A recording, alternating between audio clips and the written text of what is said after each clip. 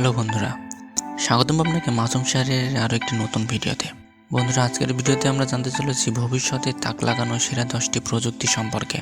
প্রযুক্তি কখনো থেমে থাকে না, এটা সবসময় পরিবর্ধিত রূপে বছরের পর বছর চলতে থাকে। আজকে যে বিষয়টা অসম্ভব কয়েক বছর পরে দেখা যাবে, সেটাই বাস্তবে রূপ নিয়ে হাজির হয়েছে। অতীতের প্রযুক্তিগুলো বর্তমানে আমাদেরকে তাক লাগিয়ে দিচ্ছে সত্য, কিন্তু গবেষণা চলমান, সদা সর্বত্র চলেই চলেছে। ভবিষ্যৎ প্রযুক্তি আমাদের জীবনকে দিবে আরও অভিনব রূপ। অতীতের অবিশ্বাস্য প্রযুক্তিগুলো সুবিধা বর্তমানে আমরা যেমন ভোগ করছি, ভবিষ্যৎ প্রযুক্তি নিয়ে কাজ চলমান। চমকে যাওয়ার মতো ভবিষ্যতের 10টি প্রযুক্তি নিয়েই আমাদের আজকের আয়োজন। প্রথমে রয়েছে স্পর্শের অনুভূতি সম্পন্ন নকল অঙ্গ। ভবিষ্যতের এই প্রযুক্তিটি অনেকটাই স্বপ্নের মতো। অবিশ্বাস্য হলেও সত্য যে ভবিষ্যতে মানুষ নকল হাত পা ব্যবহার করেও পাবে সত্যিকারের স্পর্শের অনুভূতি। 2013 সালের মার্চে ইউরোপিয়ান ইঞ্জিনিয়ার ও বিজ্ঞানীদের একটি গ্রুপের তৈরি স্পর্শের অনুভূতি সম্পন্ন বিশেষ ধরনের নকল হাতের পরীক্ষা পরিচালনা করা হয়েছিল ডেনিস আবট সরেনসন নামে এক ব্যক্তির ওপর। এই নকল হাতকে সরাসরি নার্ভ সিস্টেমের সাথে সংযুক্ত করা হয়, তাই এতে যে কোনো বস্তু স্পর্শের অনুভূতি পাওয়া যায় এবং নিয়ন্ত্রণও সহজে করা যায়। পরীক্ষার সময় দেখা যায় ডেনিস বিভিন্ন বস্তু যেমন বোতল, বেসবল, কমলা ইত্যাদির মধ্যকার পার্থক্য নির্ধারণ করতে পারছে নকল হাতের সাহায্যে। এই হাত বিভিন্ন বস্তুর উপর প্রয়োগকৃত চাপ নিয়ন্ত্রণেও সক্ষম। কোনো কিছু স্পর্শ করে এর অবস্থা বর্ণনা, শক্ত কিংবা নরম নাকি আঁকড়ে ধরা এবং ওঠানামার মতো কাজগুলো করতেও সক্ষম হয়েছিল ডেনিস। যদিও এটা বিজ্ঞানের অনেক বড় একটা অর্জন, তারপরে বলতে হয় যে একে বিশ্বব্যাপী ব্যবহারের উপযোগী করতে এখনও অনেক কাজ করা বাকি। এটি পরিচালনার জন্য সরাসরি ইলেকট্রোড প্রয়োগের প্রয়োজন এবং এই ইলেকট্রোডের স্থায়িত্ব পরীক্ষার জন্য এখনও যথেষ্ট পরীক্ষা পরিচালনার প্রয়োজন। এছাড়াও এই হাত পরিচালনার জন্য যথেষ্ট পাওয়ারের প্রয়োজন এবং এতে একটা ল্যাপটপ সংযুক্ত করতে হয়। রিসার্চাররা এই প্রসেসিং কম্পিউটারকে ছোট করে হাতের সাথে সংযুক্ত করে দেওয়ার জন্য কাজ করে চলেছেন। জেট প্যাক আন্তর্জাতিক H202। ভবিষ্যতের এর প্রযুক্তি অনেকটা ডানা ছাড়া আকাশে ওড়ার মতো। জেটপ্যাক প্রযুক্তির H202 এবং H202Z দুটোই হাইড্রোজেন পারঅক্সাইড ফুয়েলের সাহায্যে চলে। এই জেটপ্যাকের সাহায্যে একজন ব্যক্তি ভূমি থেকে সর্বোচ্চ 250 ফিট উপরে ঘন্টায় 77 মাইল বেগে উঠতে পারবে। সর্বোচ্চ ক্ষমতার জেটপ্যাক H202Z মাত্র 33 সেকেন্ড সময় উঠতে সক্ষম হয়েছিল। এই সময়ের অতিক্রম দূরত্ব ছিল 3300 ফিট।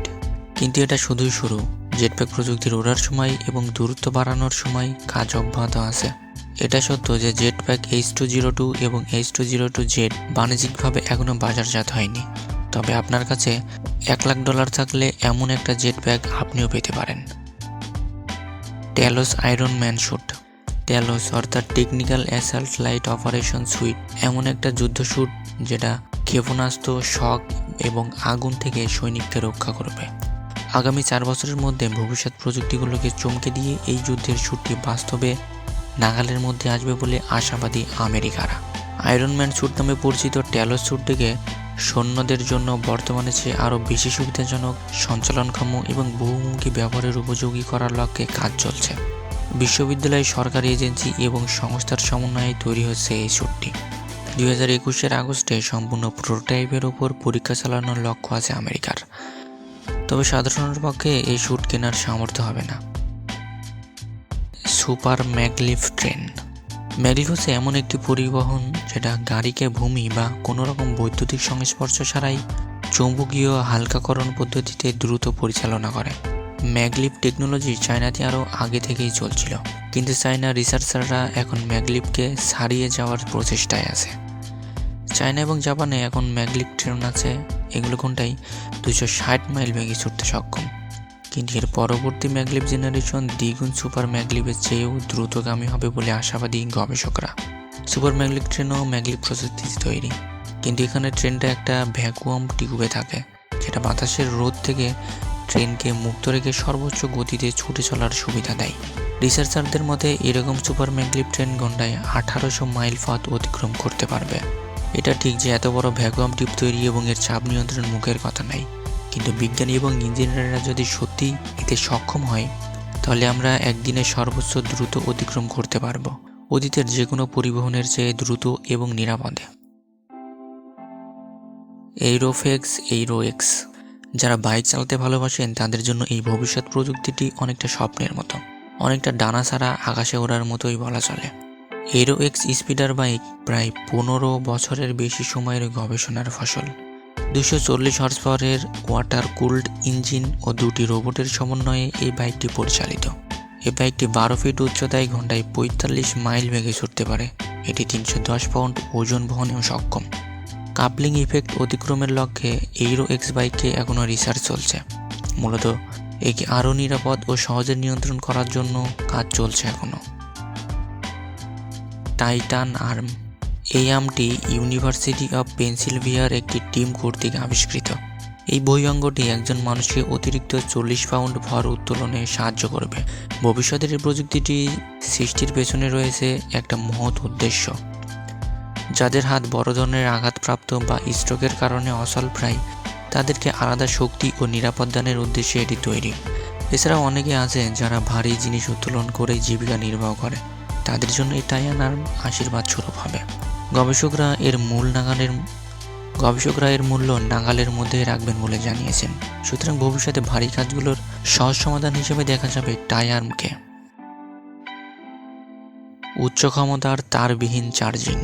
কোনো রকম তার বা কেবল ছাড়া চার্জ দেওয়ার সাথে আমরা অনেক আগে থেকেই পরিচিত। তবে কোরিয়ার advance institute of science and technology যথেষ্ট দূর থেকেই এই কাজটি করতে সক্ষম। কোরিয়ার এই টিমটি 15 ফিট দূরের কোনো বস্তুকে কোনো রকম তার বা কেবল ছাড়াই চার্জ দিতে সক্ষম হয়েছে।